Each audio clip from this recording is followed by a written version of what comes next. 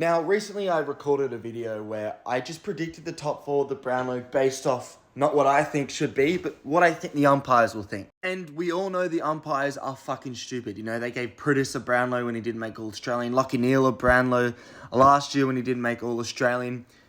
They're weird like that. So for all we know, Lachie Neale is leading the Brownlow count at the moment. I'll give you a top five.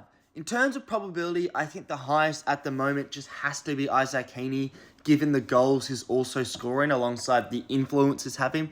I think second is Caleb Serong. I think he's had a more sort of obvious Brownlow season than Cripps.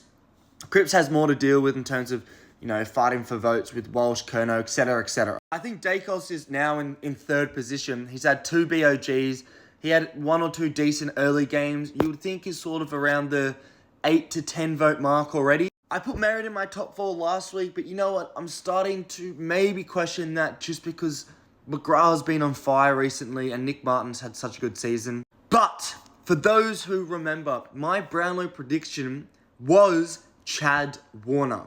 And I think Chad Warner is probably around the 4th or 5th place right now. Isaac Heaney, he's a great player, but he's not consistent. He hasn't shown it for long periods of time, ever, right? So I expect this to drop off. Patrick Cripps, you're great. Chad Warner, he's a shout. And if that comes to fruition, that's the greatest prediction of all mankind.